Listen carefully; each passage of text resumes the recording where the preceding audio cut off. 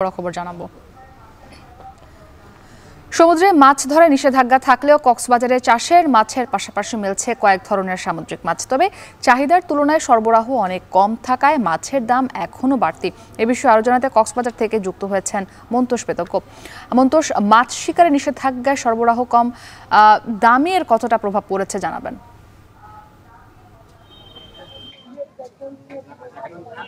মুক্তি গত 2 দিনের কথা যদি বলি, দুই দিনের তুলনায় কক্সবাজারের হাট বাজারগুলোতে কিন্তু মাছের দাম, অধিকাংশ মাছের দাম অপরিবর্তিত রয়েছে। তবে কিছু মাছের দাম হঠাৎ করেই আসলে বৃদ্ধি পেয়েছে। যদি শুধু সামুদ্রিক মাছের মধ্যে লইট্টার কথা বলি, আমরা 2 দিন আগেও দেখেছি এই লইট্টা বিক্রি হচ্ছে 200 থেকে 230 টাকা প্রতি কেজি, এবং 10 থেকে 12 দিন আগেও কিন্তু একই মাছ বিক্রি হয়েছে 180 থেকে 200 টাকার মধ্যে।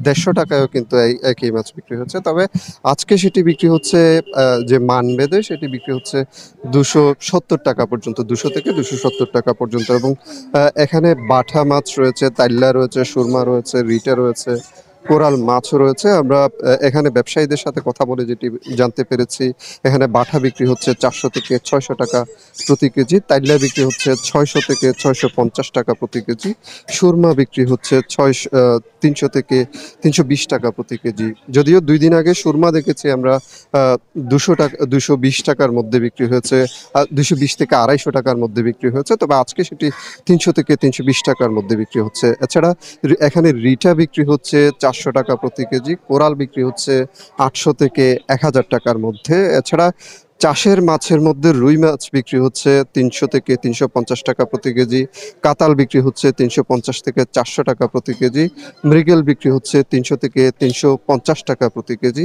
এছাড়া পাঙ্গাস বিক্রি হচ্ছে 150 থেকে 200 টাকা প্রতি কেজি, তেলাপিয়া বিক্রি হচ্ছে 220 থেকে 250 টাকা প্রতি কেজি, এবং পাবদা বিক্রি হচ্ছে 400 টাকা প্রতি কেজি। এছাড়া এখানে যে রূপচাঁদা, সেটিও আমরা দেখছি যে 650 থেকে 750 টাকা এরকম দামই আসলে বিক্রি হচ্ছে। এবং এখানে ব্যবসায়ীদের সাথে কথা বলে যেটি জানতে পেরেছি যে এখানে সমুদ্রে যে মাছ ধরার উপরে নিষেধাজ্ঞাটি চলছে, সেটির কারণে মাছের সরবরাহ কম রয়েছে। এবং এখানে যে সামুদ্রিক মাছগুলো আসছে, সেগুলো মূলত কক্সবাজারের যে মৎস্য অবতরণ কেন্দ্রটি রয়েছে এটি ছাড়া এখানকার যে বিভিন্ন পয়েন্ট দিয়ে কিন্তু জেলেদের অনেকে চুরি করে মাছ শিকার করে নিয়ে আসেন, সেই মাছগুলোই কিন্তু বাজারে আসছে। এ কারণে চাহিদার তুলনায় যে সরবরাহ কম, এটির কারণে কিন্তু প্রতিটি দামের মাছ আসলে বাড়তি দরে বিক্রি হচ্ছে।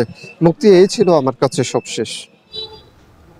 মাছের সরবরাহ দরদাম সম্পর্কে জানাতে কক্সবাজার থেকে যুক্ত ছিলেন মন্তোষ বেতজ্ঞ।